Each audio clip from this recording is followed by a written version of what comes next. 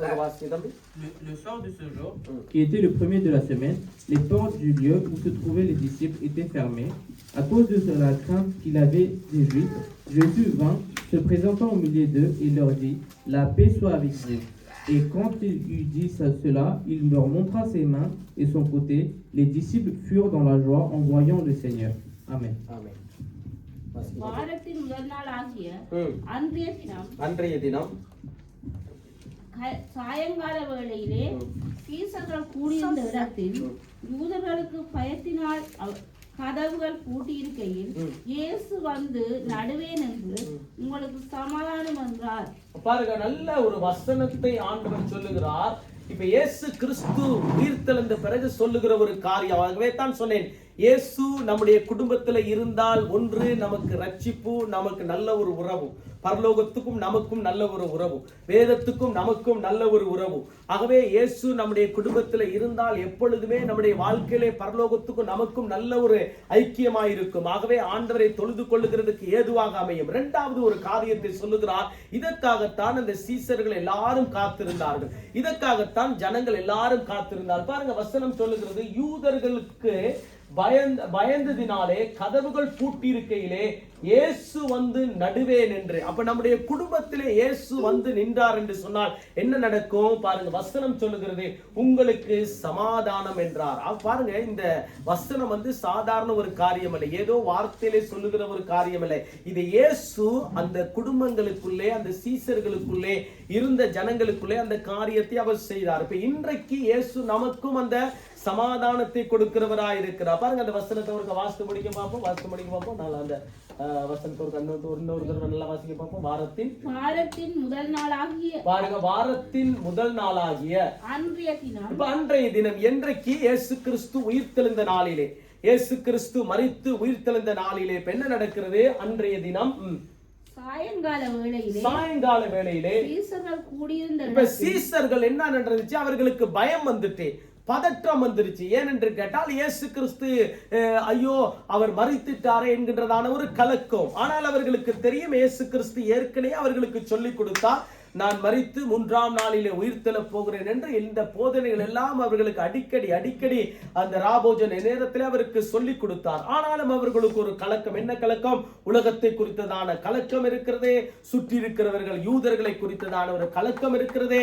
ஆகவே அவர்கள் ஏதாவது, ஏனால் இயேசு இல்லாவிட்டால் நம்முடைய வாழ்க்கையில என்ன செய்யறது, இயேசு நம்முடைய குடும்பத்தில் இல்லாவிட்டால் என்ன செய்யறது, எல்லாருடைய வாழ்க்கையிலும் வருகிறதான ஒரு கலக்கம், ஒரு இயல்பு.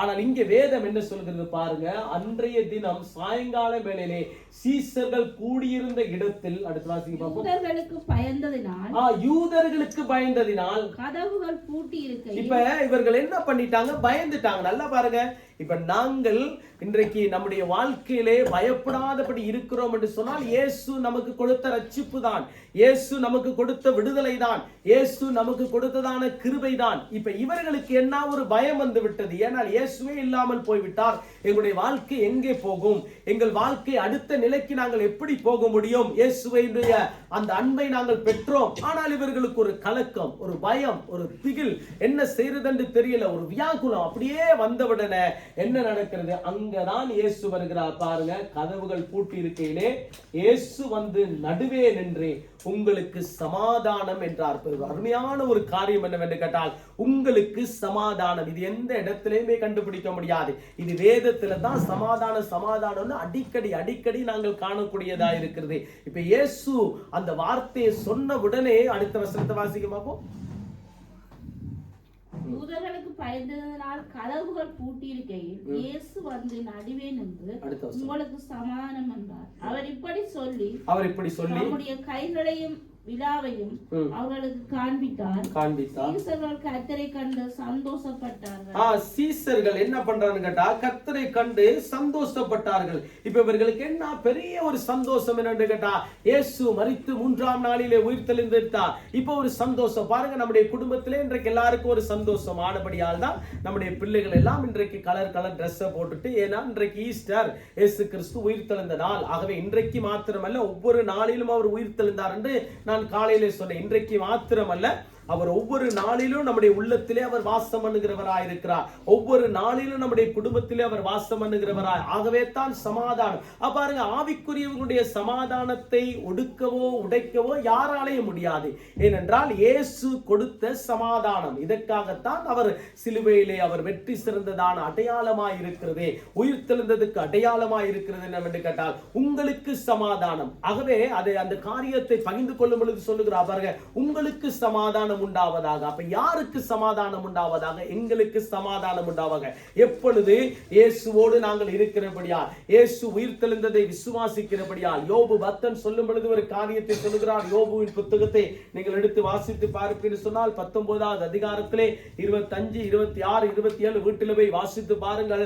யோபு சொல்லும் பொழுது ஒரு காரியத்தை சொல்லுகிறார். என்னவென்று கேட்டால், இதோ அந்நிய கண்கள் அல்ல, என் கண்களே அவரை காண்கின்றது. ஏனென்று கேட்டால் என் மெய்ப்பர் உயிரோடு கூட இருக்கிறார். எவ்வளவு ஒரு அருமையான ஒரு காரியம் பாருங்க. அந்த வசனத்தை நீங்கள் வீட்டில் போய் வாசித்து பார்த்தீங்கன்னு சொன்னா, யோபு 23ல அவன் சொல்லுகிறான், ஐயோ எனக்கு கஷ்டம், எனக்கு துன்பம், எனக்கு துயரம். யோபுடைய வாழ்க்கை குறித்து அடிக்கடி நாங்கள் தியானிச்சிருக்கோம். ஆனா அந்த சூழ்நிலையில ஒரு காரியத்தை அவர் சொல்லுகிறவர் என்னவென்று கேட்டால், இதோ என் மெய்ப்பர் உயிரோடு கூட இருக்கிறார். என் இயேசு ஏனென்று கேட்டால் அந்நிய கண்கள் அல்ல, என்னுடைய கண்களே அதை பார்க்கும். ஏனென்று கேட்டால் என்னை கொன்று போட்டாலும் என்னுடைய நம்பிக்கையிலே நான் உறுதியாயிருப்பேன், என் விசுவாசத்திலே நான் உறுதியாயிருப்பேன். ஏனென்று கேட்டால் அவர் ஜீவிக்கிறவராயிருக்கிறார். அவர் ஜீவிக்கிறபடியால், அவர் என்னோடு கூட இருக்கிறபடியால் அது எனக்கு ஒரு சந்தோஷம், அது எனக்கு ஒரு சமாதானம். இப்ப எபேசியருக்கு எழுதின நிருபத்திலே 2ஆம் அதிகாரத்தில் நீங்கள் 13, 14 அடுத்து வாசிங்க தம்பி பார்ப்போம். எபேசியருக்கு எழுதின நிருபம் 2ஆம் அதிகாரம் 13, 14 வாசிங்க. Autrefois étiez loin, vous êtes devenus proches par le sang de Christ. En effet, il est notre paix, lui qui est des deux groupes, n'en a fait qu'un, et qui va renverser le mur qui nous séparait, la haine. Amen. வாசிங்க. எபேசியர் 2, 14, 13, 14. முன்னே தூரமாயிருந்த நீங்கள் இப்பொழுது கிறிஸ்து இயேசுவுக்குள் கிறிஸ்துவின் இரத்தத்தினாலே சமீபமானீர்கள். எப்படியெனில் அவரே நம்முடைய சமாதானக்காரனராகி இருதரத்தாரையும் ஒன்றாக்கி பகையாக நின்ற பிரிவினை ஆகிய நடுச்சுவரை தகர்த்து. ஓகே, போதும். இது நல்ல ஒரு அருமையான ஒரு காரியம் என்னவென்று கேட்டால் பாருங்க, 13 மட்டும் ஒரு வாசிக்க பார்ப்போம். முன்னே தூரமாயிருந்த நீங்கள், பாருங்க, முன்னே தூரமாயிருந்த நீங்கள் இப்பொழுது கிறிஸ்து இயேசுவுக்குள் கிறிஸ்துவின் இரத்தத்தினாலே சமீபமானீர்கள். இது நமக்கு தெரிஞ்ச ஒரு சம்பவம். கிறிஸ்துவுக்குள் நாங்கள் என்னவட்டோம்? அவே சமீபமாய் ஆகிவிட்டோம். ஏனென்றால் முன்ன நாங்கள் எங்க இருந்தோம்? தூரம் இருந்தோம். என்ன மாதிரி தூரமாயிருந்தோம்? பாவத்தில் இருந்தபடியால், நாங்கள் அக்கிரமத்தில் இருந்தபடியால், நாங்கள் வேறொரு தெய்வங்களை பின்பற்றினபடியால் நாம் என்ன நினைச்சோம்? நாங்கள் தூரமாயிருந்தோம். ஆண்டவருக்கு நமக்கு ஒரு சம்பந்தமே இல்லாத ஒரு வாழ்க்கை. என்றைக்கு நாங்கள் இயேசுவை ஏற்றுக்கொண்டோமோ, என்றைக்கு இயேசுவை முழுமையாய் நாங்கள் பற்றி கொண்டோமோ, அன்றைக்கு எப்படியாய் ஆகிவிட்டோம்? நாங்கள் சமீபமாய் வந்து விட்டோம். அப்ப இயேசுவும் நம்மோடு கூட சமீபமாய் இருக்கிறார் என்று நாங்கள் வேதத்திலே பார்க்கின்றோம். பாருங்க, பவுல் சொல்லும் பொழுது முன்ன நீங்கள் எல்லாரும் எப்படியாய் இருந்தீர்கள்? தூரமாய் இருந்தீர்கள். நீங்கள் ஏனென்று கேட்டால் உங்களுக்கு விசுவாசம் இல்லை, உங்களுக்கு தேவனுடைய அன்பு தெரியாது, பரலோகத்தை குறித்ததான மேன்மை தெரியாது, உயிர்த்தெழுதலை குறித்து உங்களுக்கு அடையாளம் தெரியாது, உயிர்த்தெழுதலின் குறித்ததான அற்புதங்களை குறித்து உங்களுக்கு தெரியாது. ஆனால் இப்பொழுது நீங்கள் அறிந்திருக்கிறீர்கள், இப்பொழுது நீங்கள் கண்டிருக்கிறீர்கள். ஆகவே தான் உங்களுடைய வாழ்க்கை எப்படியா இருக்கிறது? நீங்கள் சமீபமாய் வந்திருக்கிறீர்கள். எதற்கு? ஆண்டவரோடு கூட ஒட்டி கொள்ளுகிறதுக்கு வந்திருக்கிறீர்கள். காரணம் என்ன? உங்களுக்கு சமாதானத்தை நான் தந்திருக்கிறேன். இது ஒரு பெரிய ஒரு சந்தோஷமா இருக்கிறது, இது ஒரு பெரிய மகிழ்ச்சியா இருக்கிறது. ஆகவே பாருங்க, அடுத்த வசனத்தை 14 வாசிக்க பார்ப்போம். எப்படியெனில் அவரே நம்முடைய சமாதானக்காரனராகி அவரே நம்முடைய சமாதானக்காரனராய் இருக்கிறார். பாருங்க எவ்வளவு அருமையான ஒரு வசனம். அப்ப இயேசு உயிர்த்தெழுந்ததுக்கு 2வது ஒரு காரியம் என்னவென்று கேட்டால் அவர் சமாதானத்தை கொடுக்கிறவராய் இருக்கிறார். அப்ப யாரு பாருங்க, இன்னைக்கு பிரிவினை கொண்டு வருகிறது யாரு? பிசாசு. பிரிவினை கொண்டு வருகிறது யாரு? புறஜாதி மக்கள். பிரிவினை கொண்டு வந்து எப்படியாவது ஏதாவது ஒரு காரியத்தை செய்து மனதில் இருக்கிறதான சந்தோஷத்தை, சமாதானத்தை உடைக்கிறதுக்கு சத்துருதான் செயல்படுவான். ஆனால் இயேசு அப்படி கிடையாது. அவர் உங்களுக்கு சமாதானம் உண்டாவதாக. ஆகவே அவர் சமாதானத்தின் பிரபுவாயிருக்கிறபடியால் சமாதானத்தை அவர் நமக்கு தந்திருக்கிறார். அப்ப மூன்றாவது காரியத்தை கொஞ்சம் நாங்கள் பார்ப்போம், நேரம் போகிறபடியால். மூன்றாவது ஒரு காரியத்தை ஆண்டவர் நமக்கு கற்றுக் கொடுக்கிறார். இதுதான் விசுவாசம் உள்ளதான ஒரு வாழ்க்கை, இதுதான் விசுவாசம் உள்ளதான ஒரு சந்ததி. அப்ப முதலாவது ஒரு காரியம் என்ன? ஆண்டவர் நமக்கு நல்ல ஒரு உறவை ஏற்படுத்தினார், நல்ல ஒரு ஐக்கியத்தை ஏற்படுத்தினார். எதினால்? அவர் உயிர்த்தெழுந்த வல்லமையினாலே, அற்புதங்களினாலும் அடையாளங்களினாலும். இரண்டாவது ஒரு காரியத்தை ஆண்டவர் நமக்கு சொல்லிக் கொடுத்தார். என்ன? அவர் சமாதானக்காரனாய் இருக்கிறேன், ஆகவே உங்களுக்கு சமாதானம் உண்டாவதாக. உங்கள் குடும்பத்துக்கு சமாதானம், உங்களுக்கு சமாதானம். ஆகவே உங்கள் வாழ்க்கைக்கு ஒரு சமாதானம். உங்கள் சமாதானத்தை யாரும் உடைக்க நினைக்க முடியாது, உங்கள் சமாதானத்தை யாரும் கெடுக்க முடியாது. ஆனால் மூன்றாவது காரியத்தை அவர் சொல்லும் பொழுது பாருங்கள், இவ்வளவு அழகாய் சொல்லுகிறார். 1 கொரிந்தியர் நிருபத்திலே அப்போஸ்தலனாகிய பவுல் 15ஆம் அதிகாரத்திலே 14வது வசனத்திலே இருந்து நீங்கள் வாசிப்பீர்கள் என்று சொன்னால், ஒவ்வொரு காரியங்களையும் நாங்கள் படிப்படியாய் பார்த்து கொண்டு போவோம் என்று சொன்னால், பாருங்க தம்பி, வாசிக்க பார்ப்போம்.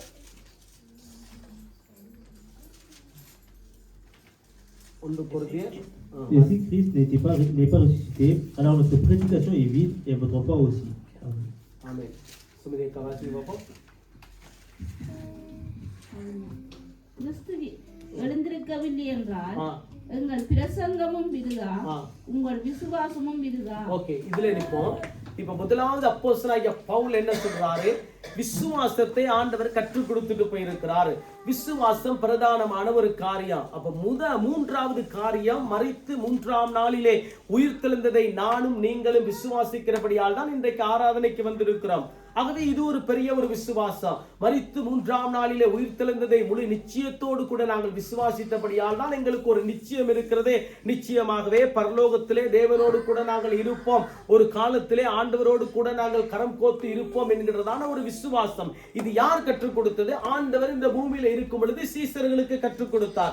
இதைதான் பலோ பண்ணி பின்பற்றி வந்ததான இந்த பவுல் என்ன சொல்லுகிறார் என்று கேட்டால், கிறிஸ்து இயேசு எழுந்திருக்கவில்லை என்றால் எங்கள் பாருங்க பிரகாசம், அதாவது பிரசங்கமும் விருதாய் போய்விடும், உங்கள் விசுவாசமும் விருதாய் போய்விடும். என்ன ஒரு காரியம் நான் பண்ற பிரசங்கம் விருதாய் போய்விடும். ஏனென்று கேட்டால் அது மற்றவர்களுக்கு பலன் இல்லாமல் போய்விடும், மற்றவர்களுக்கு ஒரு உயிர் நீச்சல் இல்லாமல் போய்விடும், மற்றவர்களுக்கு ஒரு சுகம் இல்லாமல் போய்விடும். ஆனால் ஆண்டவராகிய இயேசு கிறிஸ்து உயிர்த்தெழுந்ததான அந்த காரியத்தை முழு நிச்சயத்தோடு கூட நான் விசுவாசிக்கிறேன், முழு நிச்சயத்தோடு கூட நான் விசுவாசிக்கிறேன். அந்த விசுவாசம் தான் என்னை நடத்துகிறது. பிரதான ஒரு காரியம் என்னவென்று கேட்டால் விசுவாசம்.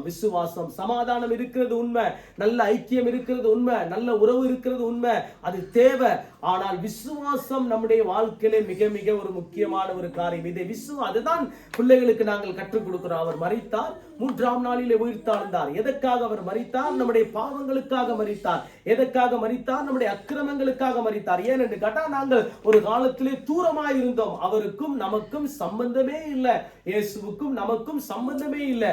ஆனால் என்றைக்கு இயேசுவை நாங்கள் விசுவாசித்தோமோ அன்றைக்கு அவரோடு கூட நாங்கள் இணைக்கப்பட்டிருக்கிறோம், அவருடைய வேதத்தோடு கூட நாங்கள் இணைக்கப்பட்டிருக்கிறோம், பரலோகத்தோடு கூட எங்களுடைய வாழ்க்கை இணைக்கப்பட்டிருக்கிறது. உடைந்து போனதான அந்த பாலத்தை ஆண்டவர் சேர்த்து வைத்தார். உடைந்து போனதான எங்களுடைய உள்ளங்கள் எல்லாவற்றையும் அவர் நிரப்பி எங்களுக்கு நல்ல ஒரு சந்தோஷத்தை கொடுத்து சமாதானத்தை கொடுத்து இப்பொழுது விசுவாசத்திலே எங்களை நடத்துகிறார். அப்ப விசுவாசம் மிக மிக ஒரு முக்கியமான ஒரு காரியம். அப்ப விசுவாசம் எங்கிருந்து வருகிறது?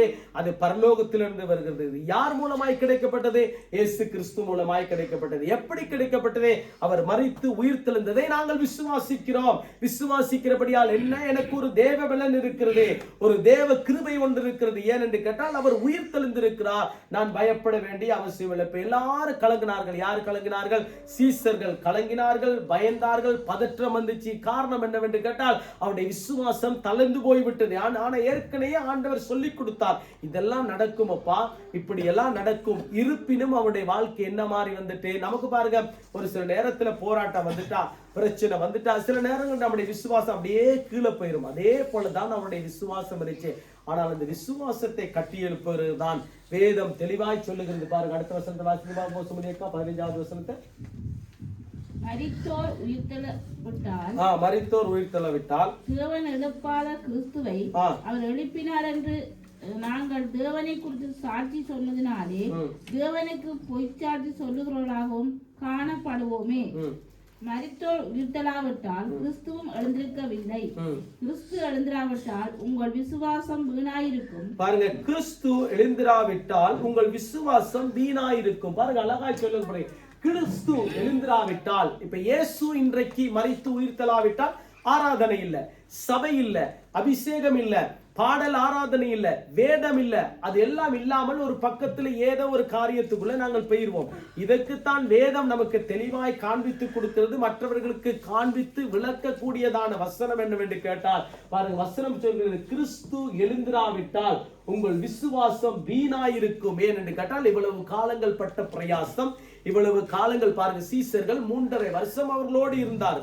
இயேசுவோடு கூட 3.5 வருடம் இருந்தார்கள். நல்லா சாப்பிட்டார்கள், இயேசுவோடு நல்ல பிரசங்கங்களை கேட்டார்கள், இயேசு சுகமாக்கின இடத்துக்கெல்லாம் போனார்கள், இயேசு எங்கெல்லாம் மரித்து போனவர்களை உயிரோடு எழுப்பினார்கள் அங்கெல்லாம் போனார்கள், இயேசுடைய போதனை நல்ல உபதேசத்தை கேட்டார்கள். அவரோடு கூட இருந்த பொழுது அவர்களுக்கு சந்தோஷம், சமாதானம், இதெல்லாம் அவர்களுடைய வாழ்க்கையை பார்த்தார்கள். ஆகவே தான் யோவான் எழுதும் பொழுதே அந்த நிருபத்திலே சொல்லும் பொழுது, நாங்கள் கண்டதும் கேட்டதும் தொட்டதுமான இயேசுவை தான் நாங்கள் உங்களுக்கு அறிவிக்கிறோம். ஏனென்று கேட்டால், நாங்கள் பார்த்திருக்கிறோம், அவர் செய்த, இயேசு செய்த அற்புதத்தை நாங்கள் பார்த்திருக்கிறோம். யாரு?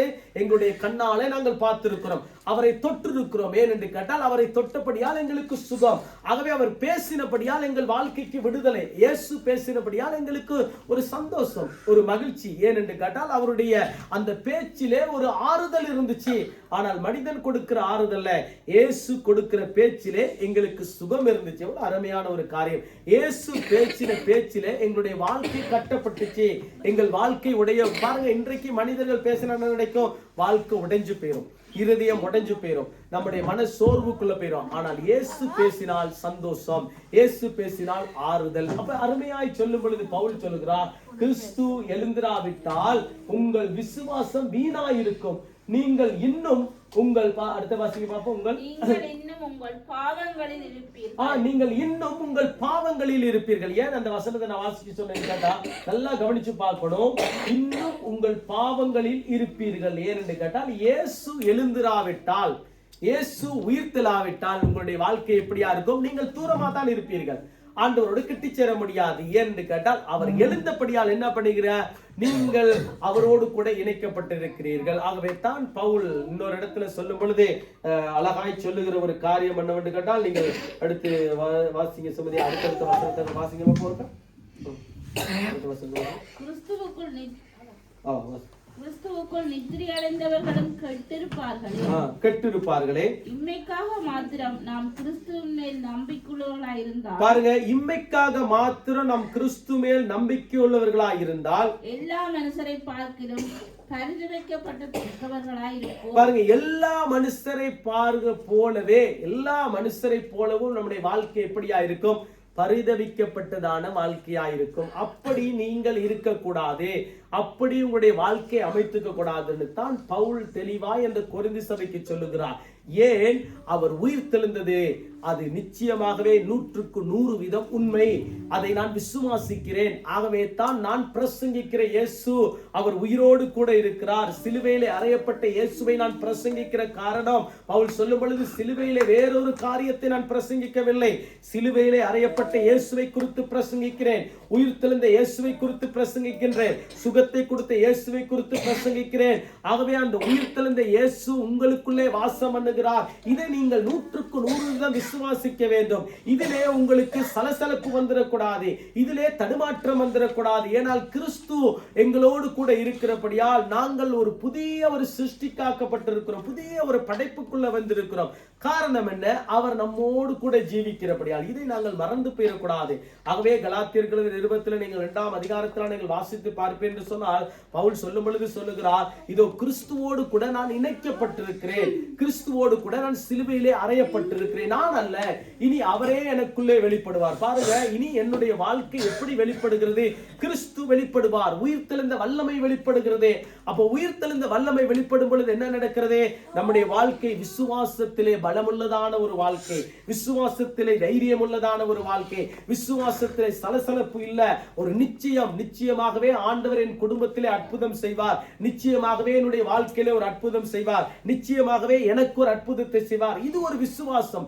இந்த விசுவாசம் பெரிதாய் இருக்கிறது. ஆகவே இந்த விசுவாசம் பவுல் சொல்லும் பொழுது சொல்லுகிறார், நான் பிரசங்கிக்கிறது விருதாய் போயிருமே, நான் இயேசுவை குறித்து பிரசங்கிக்கிறது விருதாய் போயிரும், நான் பட்ட பிரயாசங்கள் விருதாய் போயிரும். ஆனால் அவர் 100% நான் உங்களுக்கு சொல்லுகிறேன், அவர் மரித்து 3ஆம் நாளிலே உயிர்த்தெழுந்தார். இது ஒரு சந்தோஷமான ஒரு செய்தி. ஆகவே இது ஒரு நல்ல ஒரு காரியம். ஆனபடியால் நீங்கள் இதை விசுவாசிக்க வேண்டும். இதை நீங்கள் விசுவாசித்தீர்கள் என்று சொன்னால் உங்களுக்குள்ளே ஜீவன் புறப்படுகிறதே, உங்களுக்குள்ளே ஒரு பெரிய ஒரு ஆசீர்வாதம் புறப்படுகிறதே, உங்களுக்குள்ளே பெரிய ஒரு மகிமை புறப்படுகிறதே. இதை நீங்கள் 100% நீங்கள் விசுவாசிக்க வேண்டும் என்று கொரிந்தியர் சபைக்கு எழுதுகிறார். எப்பொழுது எழுதுகிறார்? அருமையான அந்த நேரத்தில் கொரிந்தியர் சபைக்கு எழுதும் பொழுது சொல்லுகிறார், என்ன அவர்களுடைய விசுவாசம் கொஞ்சம் அடிக்கடி நம்மளை போல மாறுபட்டு போயிடும், திடீர்னு காணாமல் போய்விடும், திடீர்னு அந்த விசுவாசம் குந்தி எழும்ப வேண்டிய சூழ்நிலை வந்துருது. ஆகவே தான் அந்த சபையை பலப்படுத்துகிறார். 2 அதிகாரங்களுக்கு 3 அதிகாரங்களை வச்சு அப்படியே பலப்படுத்துகிறார். அந்த கிறிஸ்துவனுடைய அந்த உயிர்த்தெழுந்த காரியத்தை குறித்து அப்படியே பேசிக் கொண்டு வருகிறார். கலாத்தியர் சபைக்கு எழுதும் பொழுது சொல்லுகிறார், கலாத்தியர் சபையிலே சொல்லும் பொழுது சொல்லுகிறார், இதோ கிறிஸ்து உயிர்த்தெழுந்திருக்கிறார். ஆகவே இதை நீங்கள் விசுவாசிங்கள், இது நீங்க விசுவாசிங்க. இன்றைக்கு பாருங்க, நமக்கு தெரியும் நம்ம பிரெஞ்சு நாட்டில் இருக்கிறோம், நமக்கு நல்லாவே தெரியும் இன்றைக்கு நாளைக்கு எல்லாருக்கும் லீவு, விடுமுறை நாள்.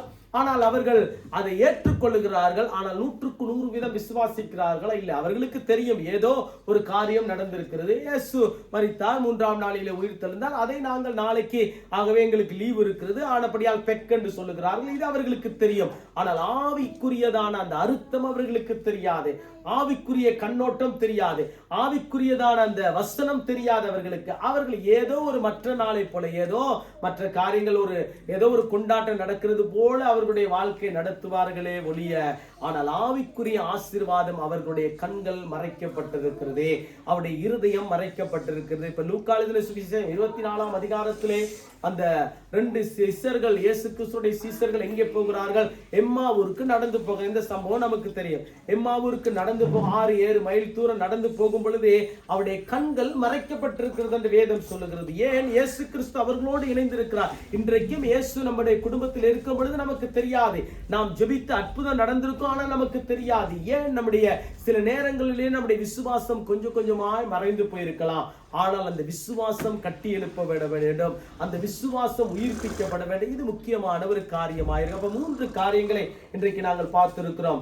ஒன்று, அவர் உயிர்த்தெழுந்ததுக்கு அடையாளம் என்னவென்று கேட்டால் நல்ல ஒரு உறவை கொடுத்திருக்கிறார். ஆண்டவராகிய இயேசு கிறிஸ்து பாருங்க, நாங்கள் ஜெபிக்கும் பொழுது எப்படி ஜெபிக்கிறோம்? பிதாவே, இயேசு கிறிஸ்துவின் நாமத்தினாலே ஜெபிக்கிறோம் நல்ல பிதாவே. ஏன்? பிதாவுக்கும் நமக்கும் இருந்ததான நல்ல ஒரு உறவு. ஏனென்று கேட்டால் நம்முடைய பாவம் செய்தபடியா நாங்கள் அந்நியர்களும் பரதேசிகளுமாய் இருந்தபடியால் நாங்கள் தூர இருந்தோம், சமீபமாய் வர முடியாமல் போய்விட்டது. பாவம் நமக்கு ஒரு தடையாகவே இருந்தது. என்றைக்கு இயேசுவை நாங்கள் முழுமையாய் விசுவாசித்து அவர் என்னுடைய பாவத்துக்காக, என்னுடைய அக்கிரமத்துக்காக சிலுவையிலே அடிக்கப்பட்டார், அன்றைக்கே கம்ப்ளீட்டா எல்லாம் முடிஞ்சு போயிட்டு, கடந்த வாரத்தில் அதை குறித்து தான் நான் பேசினேன், மன்னிப்பை குறித்து பேசினேன். ஆனபடியால் அன்றைக்கே நம்முடைய வாழ்க்கை எப்படியா மாறிவிட்டது? நம்முடைய வாழ்க்கை ஒரு புதிய ஒரு சிருஷ்டியாக்கப்பட்டது. 2வது ஒரு காரியத்தை குறித்து அவர் சொல்லும் பொழுது சொல்லுகிறார், உங்களுக்கு சமாதானம் உண்டாவதாக. அப்ப உயிர்த்தெழுந்ததுக்கு பிரதானமான 2வது காரியம் என்ன?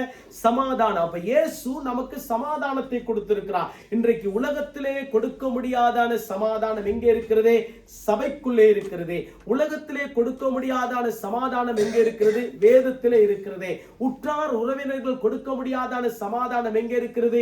இயேசு நம்முடைய வாழ்க்கையிலே, நம்முடைய இருதயத்தில் இருக்கிறபடியா என்ன நடக்கிறது? சமாதானம். இந்த சமாதானத்தை யாரும் கெடுக்கவும் முடியாது, உடைக்கவும் முடியாது. பாருங்க, என்னதான் வாழ்க்கையில போராட்டம் வரட்டும், வியாதி வரட்டும், துன்பம் வரட்டும், கஷ்டம் வரட்டும், பொருளாதார பிரச்சனை வரட்டும், இது எல்லாருடைய வாழ்க்கையிலும் வருகிற ஏதோ ஒரு ரீதியில வரும். ஆனால் சமாதானத்தை உடைக்க முடியாது. இயேசு கொடுத்த சமாதானத்தை யாரும் பிடுங்க முடியாது. நாமளா அதை தள்ளி வைக்கலாம் ஒழிய, ஆனால் அது தள்ளுபட்டு போகிறதுக்கு ஆண்டவர் விடவே மாட்டார். அடிக்கடி இந்த வாசனை. ஆகவே தான் பவுல் சொல்லும் பொழுது பிலிப்பியர் 4:4 எப்பொழுதும் சந்தோஷமாயிருங்கள், சந்தோஷமாயிருங்கள். இது எதுக்கு அடையாளமாயிருக்கிறது? சமாதானம் வந்தாவே ஒரு சந்தோஷம் தான். நம்முடைய இருதயத்துக்கு ஒரு அமைதல், நம்முடைய இருதயத்துக்கு வேதத்தை வாசிக்க வாசிக்க, அவரை விசுவாசிக்க விசுவாசிக்க. 3வது காரியத்தை குறித்து சொல்லும் பொழுது பவுல் சொல்லுகிறார், இதோ விசுவாசம் முக்கியம். அவர் உயிர்த்தெழுந்ததை நீங்கள் விசுவாசிக்க வேண்டும். ஒவ்வொரு நாளும் நீங்கள் விசுவாசிக்க. வேதத்தை எடுக்கும் அப்பொழுதுதான் நீங்கள் விசுவாசிக்க வேண்டும். இயேசு உயிர்த்தெழுந்தார், ஆகவே என் குடும்பத்திலே அற்புதம் நடக்கும், என் பிள்ளைகளிடத்திலே அற்புதம் நடக்கும், எனக்கு அற்புதம் நடக்கும். ஏனென்றால் அந்த விசுவாசம் மாறி போயிடக்கூடாது.